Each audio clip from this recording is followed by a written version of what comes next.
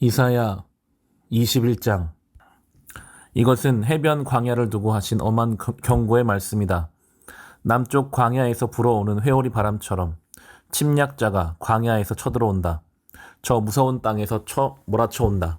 나는 끔찍한 계시를 보았다. 배신하는 자가 배신하고 파괴하는 자가 파괴한다. 엘람아 공격하여라. 메대야 애워싸거라. 내가 바빌론의 횡포를 그치게 하고 억압받는 사람들의 탄식 소리를 그치게 하겠다. 그러자 나는 허리가 끊어지는 것처럼 아팠다. 아기를 낳는 산모의 고통이 이런 것일까? 온몸이 견딜 수 없이 아팠다. 그 말씀을 듣고 귀가 멀었으며 그 광경을 보고 눈이 멀었다. 나의 마음은 갈피를 잡지 못하고 공포에 질려 떨었다. 내가 그처럼 보고 싶어한 희망찬 새벽빛은 도리어 나를 무서워 떨게 하였다. 내가 보니 사람들이 잔치상을 차려놓고 방석을 깔고 앉아서 먹고 마신다. 갑자기 누가 명령한다. 너희 지휘관들아 일어나거라. 방패를 들어라. 주님께서 나에게 이렇게 말씀하셨다. 너는 가서 파수꾼을 세우고 그가 보는 대로 보고하라고 하여라. 기마병과 함께 오는 병거를 보거나 낙이나 낙타를 탄 사람들이 나타나면 주의하여 살펴보라고 하여라. 파수꾼이 외친다. 지휘관님, 제가 온종일 망대 위에 서 있었습니다. 밤새 경계 구역을 계속 지키고 있었습니다. 그런데 갑자기 병거가 몰려오고 기마병이 무리를 지어온다. 누가 소리친다. 바빌론아 함락되었다. 바빌론이 함락되었다. 조각한 신상들이 모두 땅에 떨어져서 박살났다. 아, 짓밟히던 나의 결애여. 타작마당에서 으깨지던 나의 동포여. 이스라엘의 하나님, 만군의 주님께서 나에게 말씀하신 것을 이렇게 내가 그대들에게 전한다. 이것은 두말을 두고 하신 엄한 경고의 말씀이다. 세일의 수조가 나를 부른다. 파수꾼아, 밤이 얼마나 지났느냐. 파수꾼아, 날이 새려면 얼마나 더 남았느냐. 파수꾼이 대답한다. 아침이 곧 온다. 그러나 또다시 밤이 온다. 묻고 싶거든 물어보아라. 다시 와서 물어보아라. 이것은 아라비아를 두고 하신 엄한 경고의 말씀이다.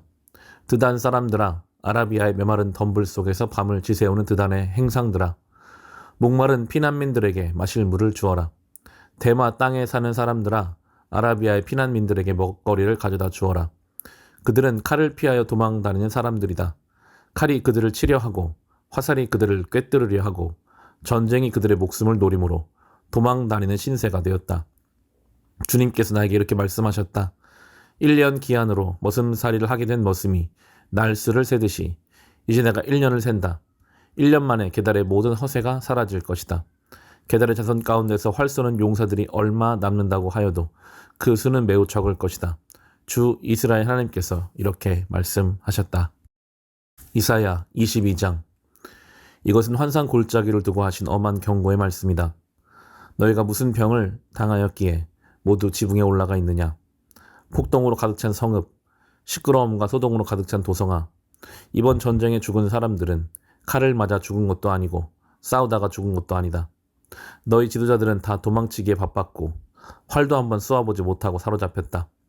사로잡힌 너희들도 아직 적군이 멀리 있는데도 질에 겁을 먹고 도망가다가 붙잡혀서 포로가 되었다. 그러므로 내가 통곡한다. 다들 비켜라. 혼자서 통곡할 터이니 나를 내버려 두어라. 내 딸, 내 백성이 망하였다고 나를 위로하려고 애쓰지 말아라. 주 만군의 하나님께서 친히 환상 골짜기에 혼란과 학대와 소란을 일으키시는 날을 이르게 하셨다. 성벽이 헐리고 살려달라고 아우성치는 소리가 산에까지 사무쳤다. 엘람 군대는 화살통을 메고 왔고 기마대와 병거대가 그들과 함께 왔으며 기르 군대는 방패를 들고 왔다.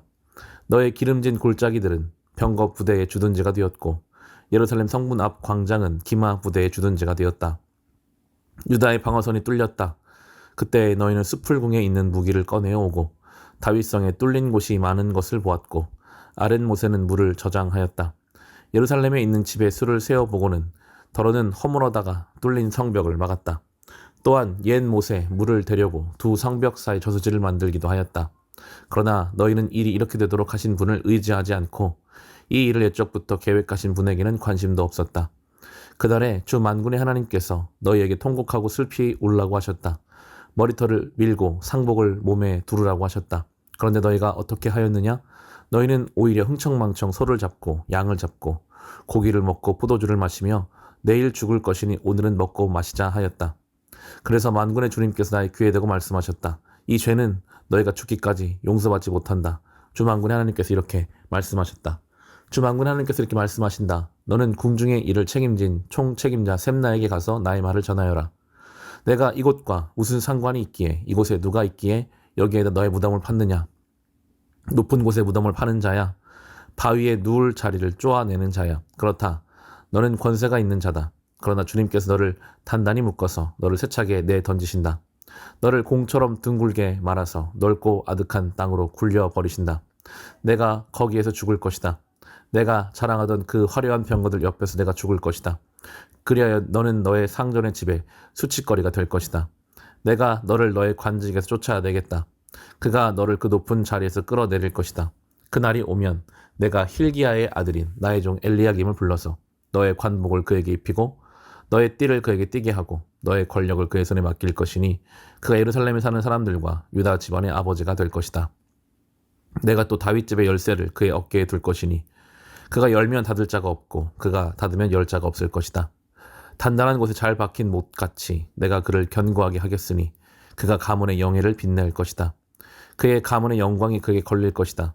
종지에서 항아리에 이르기까지 모든 작은 그릇들과 같은 그 자손과 족속의 영광이 모두 그에게 걸릴 것이다. 만군의 주님의 말씀이다. 그날이 오면 단단한 곳에 잘 박힌 못이 삭아서 부러져 떨어질 것이니 그 위에 걸어둔 것들이 산산조각이 날 것이다. 이것은 주님께서 하신 말씀이다. 이사야 23장. 이것은 두로를 두고 하신 엄한 경고의 말씀이다. 다시스의 배들아, 너희는 슬피 울어라. 두로가 파멸되었으니 들어갈 집도 없고 닻을 내릴 항구도 없다. 키프로스에서 너희가 이 소식을 들었다. 항해자들이 부유하게 만들어준 너희 섬 백성들아, 시돈의 상인들아 잠잠하여라.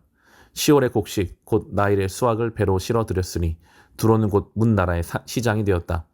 그러나 너 시돈아, 너 바다의 요새야. 내가 수치를 당하였다. 너의 어머니인 바다가 너를 버리고 이렇게 말한다. 나는 산고를 겪지도 않았고 아이를 낳지도 못하였다. 아들들을 기른 일도 없고 딸들을 키운 일도 없다. 두로가 파멸되었다는 소식이 이집트에 전해지면 이집트마저도 충격을 받고 낙심할 것이다. 베니게의 주민아, 스페인으로 건너가거라. 섬나라 백성아, 슬피 울어라. 이것이 너희가 그렇게 좋아하던 도성 두로냐? 그토록 오랜 역사를 가지고 저 먼 곳에까지 가서 식민지를 세우던 도성이냐? 빛나는 왕관을 쓰고 있던 두로, 그 상인들은 귀족들이요, 그 무역상들은 세상이 우러러보던 사람들이었는데 두로를 두고 누가 이런 일을 계획하였겠느냐? 그 일을 계획하신 분은 만군의 주님이시다. 온갖 영화를 누리며 으스대던 교만한 자들을 비천하게 만드시고 이 세상에서 유명하다는 자들을 보잘것없이 만드시려고 이런 계획을 세우셨다. 스페인에 따라 너의 땅으로 돌아가서 땅이나 갈아라. 이제 너희에게는 항구가 없다. 주님께서 바다 위에 팔을 펴셔서 왕국들을 뒤흔드시고 베니게 요새들을 허물라고 명하셨다. 그래서 주님께서 이렇게 말씀하셨다. 처녀 딸 시도나, 너는 망했다. 내가 다시는 우쭐대지 못할 것이다. 일어나서 키프로스로 건너가 보아라.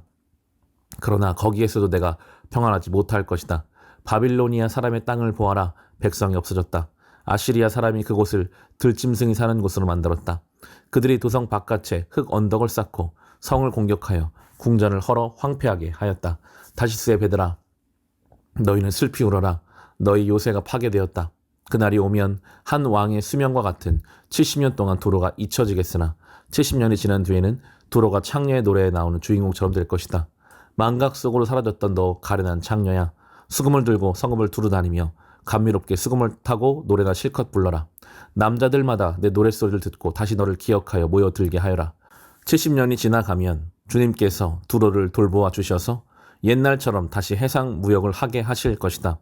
그때의 두로는 다시 제 몸을 팔아서 땅 위에 있는 세상의 모든 나라의 돈을 끌어들일 것이다. 그러나 두로가 장사를 해서 벌어들인 소득은 주님의 몫이 될 것이다. 두로가 제 몫으로 간직하거나 쌓아두지 못할 것이다. 주님을 섬기며 사는 사람들이 두로가 벌어놓은 곳으로 배불리 먹을 양식과 좋은 옷감을 살 것이다.